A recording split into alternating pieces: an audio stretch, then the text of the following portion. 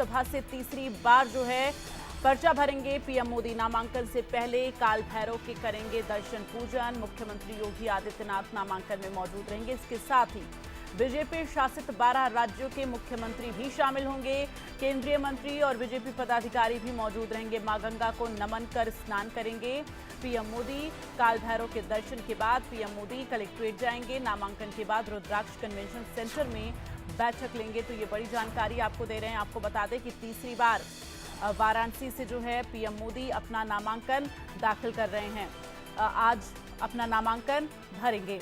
आपको बता दें 2014 में पीएम मोदी ने सबसे पहले लोकसभा चुनाव के लिए वाराणसी ही चुना था और उसके बाद 2019 में भी वाराणसी से ही चुनाव लड़ा था और अब तीसरी बार भी पीएम मोदी वाराणसी से चुनाव लड़ेंगे और इसके साथ ही आज वो अपना नामांकन दाखिल करेंगे। तो आपको बता दें कि इस दौरान जब पीएम मोदी नामांकन दाखिल करेंगे तो बीजेपी शासित 12 राज्यों के मुख्यमंत्री भी पहुंचेंगे नामांकन में। सीएम योगी आदित्यनाथ की मौजूदगी लगातार रहेगी और इसके साथ ही आपको बता दें कि केंद्रीय गृह मंत्री अमित शाह मौजूद रहेंगे। केंद्रीय रक्षा मंत्री राजनाथ सिंह की मौजूदगी रहेगी। तमाम बड़े दिग्गज जो हैं बीजेपी के इस दौरान मौजूद रहेंगे। बीते दिन प्रधानमंत्री की तरफ से रोड शो भी किया गया था। 6 किलोमीटर लंबा रोड शो हुआ था। और ज्यादा जानकारी के लिए सीधे चलेंगे आकाश के पास। इस वक्त संवाददाता हमारे साथ वाराणसी से लाइव जुड़ गए हैं।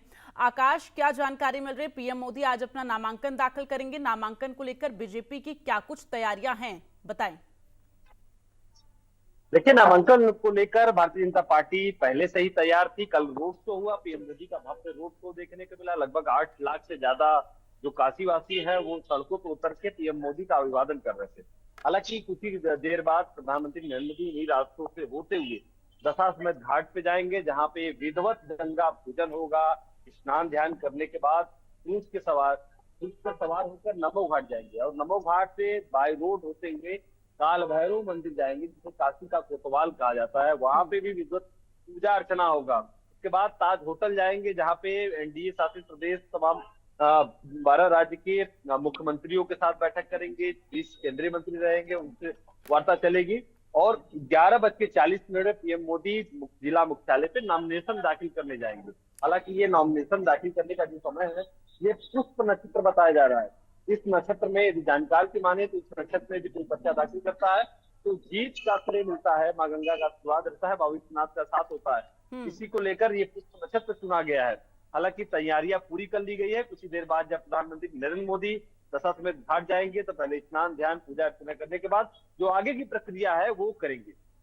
बिल्कुल। और आकाश, ऐसे में अगर हम बात करें, बीते दिन पीएम मोदी ने 6 किलोमीटर लंबा रोड शो किया था। काफी जन सैलाब लोगों का देखने को मिला था।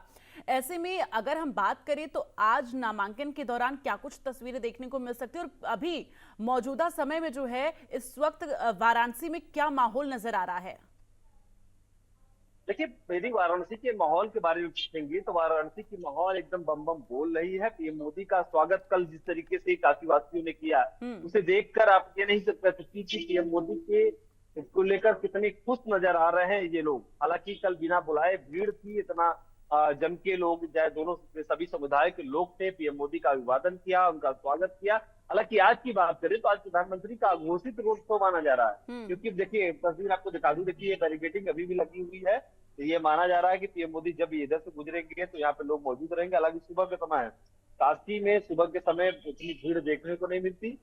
11 बजे जब प्रधानमंत्री नरेंद्र मोदी नॉमिनेशन करने के लिए 11:40 को निकलेंगे ताज होटल से, तो कचहरी चौराहे की बात कर ले या उसके साथ जो आसपास जो जगह है जिला मुख्यालय की बात कर ले तो वहां पे भीड़ देखने को मिलेगा। हालांकि एसपीजी के जो जवान हैं वो सुरक्षा कई लेयर में बढ़ाए हैं।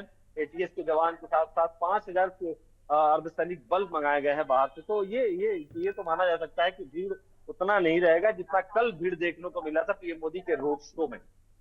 बिल्कुल। और आकाश, जरा जानकारी दीजिए कि जो तमाम राज्यों के 12 राज्यों के जो बीजेपी शासित राज्य हैं वहां के मुख्यमंत्री भी शामिल होंगे।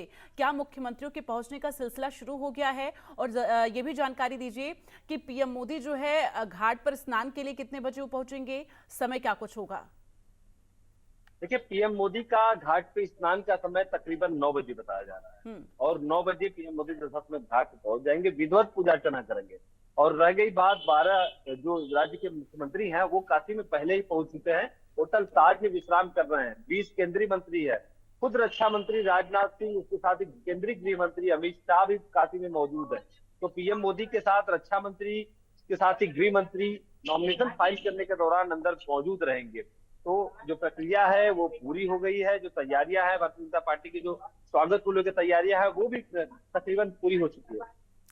बिल्कुल। और ऐसे में अगर हम बात करें तो काशीवासी जो हैं उनमें किस तरह का उत्साह नजर आ रहा है? क्योंकि देखिए ये तीसरी बार है जब पीएम मोदी जो है चुनाव लड़ने जा रहे हैं वाराणसी से। अगर हम इससे पहले 2019 की बात करें 23% से ज्यादा वोटों से जो है जीत हासिल की थी पीएम मोदी ने। एक जो आंकड़ा है वो कहीं ना कहीं बहुत ज्यादा देखने को मिला था।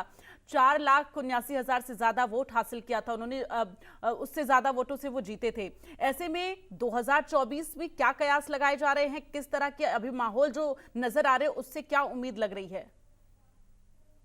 देखिए, काशीवासी की यदि प्रसन्नता की बात करें, जब पीएम मोदी का नाम आ गया था कि प्रधानमंत्री काशी से ही चुनाव लड़ेंगे, तब से ही काशीवासियों ने पटाखे फोड़ना प्रारंभ किया था। क्योंकि काशी का जो कायाकल्प है, काशी का जो बदलाव है, काशी में जो बदलाव अब तक हुआ है वो प्रधानमंत्री नरेंद्र मोदी का श्रेय रहा। क्योंकि काशीवासी इस बात को नहीं भूले। पिछले तकरीबन 10 साल में काशीवासी ये जानते हैं कि जो रोड का बदलाव हुआ, जो तमाम तरीके के काशी विश्वनाथ कॉरिडोर हुए, या घाटों की सफाई हुई, या घाटों का जो बदलाव हुआ, ये प्रधानमंत्री का को श्रेय जाता है इसको लेकर। तो काशीवासी तो पहले ही खुश है, क्योंकि काशीवासी पीएम मोदी को अपना अभिभावक मानते हैं, अपना गार्जियन मानते हैं। यही वजह रहा कि कल सड़कों पे 8 लाख से ज्यादा की भीड़ देखने को मिली। भीड़ इस कदर थी कि समझिए कि पैर रखने तक का जगह नहीं था, लेकिन पीएम मोदी को देखने के लिए वो लोग सड़कों पे दिखे। हालांकि आज नॉमिनेशन फाइल है, तो ये भी कहा जा सकता है कि पीएम मोदी के नॉमिनेशन फाइल में वो भीड़ देखने को मिलेगा। बिल्कुल। और आकाश, ऐसे में अगर हम बात करें और अन्य जो पार्टियां हैं, राजनीतिक पार्टियां, ऐसे में अगर हम टक्कर की बात करें तो वाराणसी में इस बार टक्कर किस तरह की नजर आ रही है? कांग्रेस पार्टी की तरफ से जो प्रत्याशी हैं अजय राय, अगर हम उनकी बात करें तो किस तरह से वो टक्कर देते हुए नजर आ रहे हैं चुनावी मैदान में? देखिए, चुनावी मैदान में पीएम के सामने कोई टक्कर दे रहा है तो वो कोई टक्कर नहीं दे रहा है, क्योंकि टक्कर में केवल अजय राय है। क्योंकि ये इंडिया गठबंधन की पार्टी से आए हैं, सपा और कांग्रेस मिलकर चुनाव लड़ रही है। तो दोनों जो विपक्षी दल है उनके वोटर्स हैं, तो दोनों वोटर्स कांग्रेस को वोट देंगे। लेकिन ये मिलकर भी पीएम मोदी का मुकाबला नहीं कर सकते, क्योंकि मैंने ग्राउंड रिपोर्ट तैयार की है। लोगों से डोर टू डोर जाकर मैंने भी ITV नेटवर्क के जरिए बात की किया, तो लोगों के मन में अभी भी पीएम मोदी सांसद तीसरी बार चुनने की बात सामने आ रही है। तो टक्कर तो है, लेकिन कांग्रेस से है। लेकिन पीएम के आगे वो कांग्रेस भी उस तरीके से वोट नहीं पा सकता जिस तरीके से पिछली बार यानी कि 19 में अजय राय पाए थे। बिल्कुल। आकाश, देखिए अभी आप जिक्र कर रहे थे ना कि लोगों के बीच आपने पहुंचकर जो रिपोर्ट तैयार की है, अगर हम बात करें तो इस बार वाराणसी की जो जनता है, अगर पीएम मोदी जो है दोबारा जो है एक बार फिर से वहां पर सांसद के तौर पर जीतते हैं, सांसद बनते हैं, तो वहां की जो जनता है वो अपने सांसद से किस तरह का और जो है बदलाव, किस तरह का विकास वाराणसी में चाहती है? देखिए, काशी के लोगों की यही तो बात है। उनसे जब मैंने पूछा कि और बदलाव क्या चाहिए, तो उन्होंने कहा कि हमारे अभिभावक है, हमारे गार्जियन है, उनको कुछ बताना नहीं, उनको सब मालूम है किस तरीके से कैसी गलियां हैं, कैसी सड़कें हैं, कैसे हम लोग रहते हैं, उनको सारी बातों की जानकारी है। इसके साथ ही उन्होंने ये भी कहा कि कोविड काल में प्रधानमंत्री ने साफ साफ कहा था कि मैं काशी वासियों की चिंता समझ रहा हूँ, इसीलिए DRDO जो अस्पताल भी BHU में बना था, इसकी जिक्र लोगों ने किया है कि पीएम को इस बात का ख्याल है कि काशीवासियों को क्या समस्या आ रही है, काशीवासी किस क्या चिंतित है, काशीवासियों को क्या जरूरत है। देखिए, रोपवे की बात उन्होंने किया, उसके साथ ही तमाम तरीके की जो सड़कें चौड़ीकरण उसकी बात की है, और रोजगार के मुद्दे पे जब बात किया गया तो उन्होंने कहा कि अमूल डेयरी प्लांट काशी में ही चालू हुआ है, जो पूर्वांचल तक के लोगों को प्रत्यक्ष और अप्रत्यक्ष रूप से रोजगार दिया है। तो रोजगार के लिए आगे में प्रधानमंत्री नरेंद्र मोदी कुछ न कुछ हम लोगों के लिए करेंगे। तो हमें प्रधानमंत्री से बस उनको यहाँ का सांसद बनाना है, देश का प्रधानमंत्री बनाना है, और बाकी जो कार्य है खुद प्रधानमंत्री खुद करेंगे। चलिए आकाश, अपनी नजर बनाकर रखिएगा, तमाम अपडेट आपसे लेते रहेंगे। फिलहाल ये तमाम जानकारियां दर्शकों तक पहुंचाने के लिए धन्यवाद आपका। आगे बढ़ते हुए बात करेंगे, पीएम मोदी ने नामांकन से पहले वाराणसी में विशाल रोड शो किया और इस दौरान उनका लोगों ने जोरदार स्वागत किया। और क्या कुछ रहा इस रैली में, चलिए देखते हैं इस पर एक विस्तार से रिपोर्ट।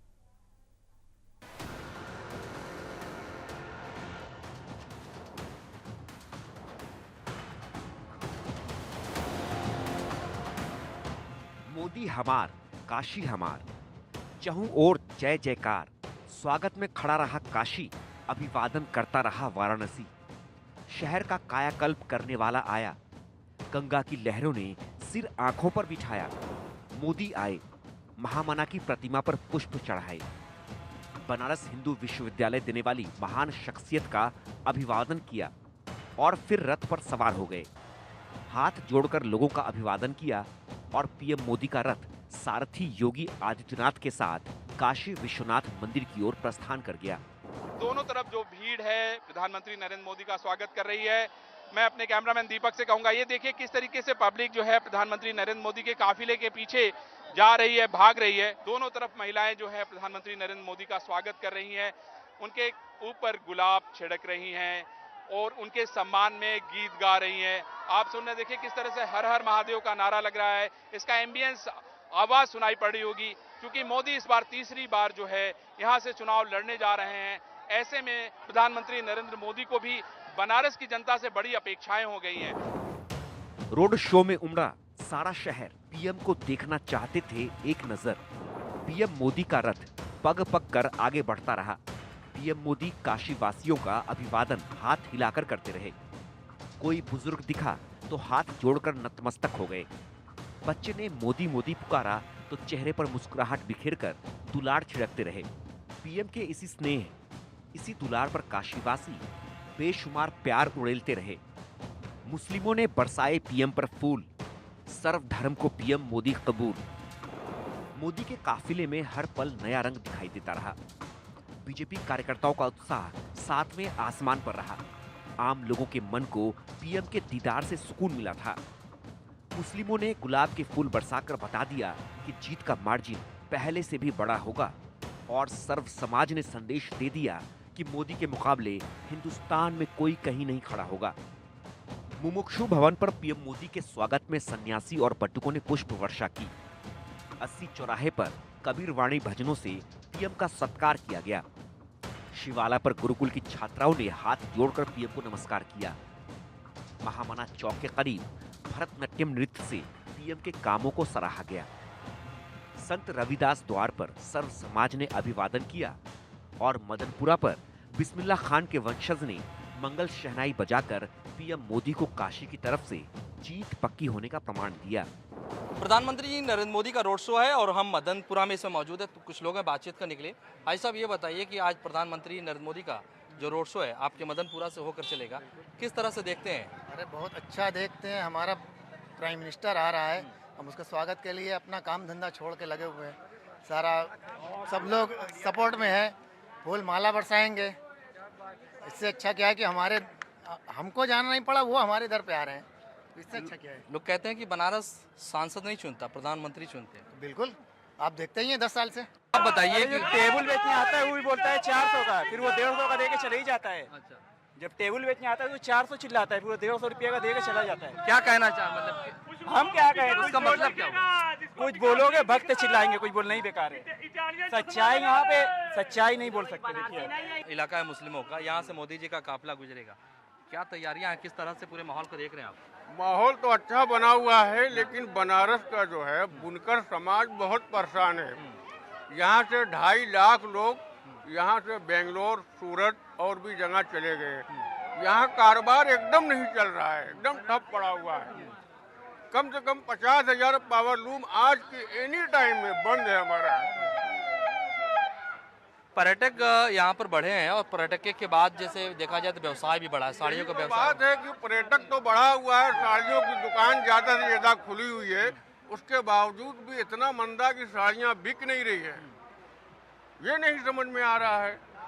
देखिए, तमाम लोग हैं, अपने अपने विचार हैं। एक बार हम तस्वीर के माध्यम से आपको दिखाने की कोशिश करेंगे कि आप देखिए, ये मदनपुरा का इलाका है, मुस्लिम बाहुल इलाका है और यहीं से ठीक प्रधानमंत्री नरेंद्र मोदी का जो रोड शो का काफिला है वो धीरे धीरे आगे बढ़ेगा। प्रधानमंत्री नरेंद्र मोदी जब महामना से बाबा विश्वनाथ के दरबार तक पहुंचेंगे तो यह तस्वीर बेहद खूबसूरत होगा। 5 किलोमीटर में दिखा पूरा भारत, पीएम को दिया जीत का आशीर्वाद। शाम करीब 5 बजे पीएम का रोड शो शुरू हुआ और 5 किलोमीटर का रास्ता मीलों लंबा हो गया। जिस रास्ते को तय करने में 10 से 15 मिनट का वक्त लगता है, उस रास्ते पर पीएम मोदी को 1.5 घंटे से ज्यादा का वक्त लग गया। पीएम का रोड शो 257 मंदिरों के सामने से निकला। 1500 संतों का पीएम ने अभिवादन किया। रास्ते में पड़ने वाले 60 आश्रमों से पीएम को जीत का आशीर्वाद मिला। 22,000 घरों के लोगों ने छतों से पीएम को नमस्कार किया और 18,000 व्यापारियों ने पीएम का साथ देने का भरोसा दिया।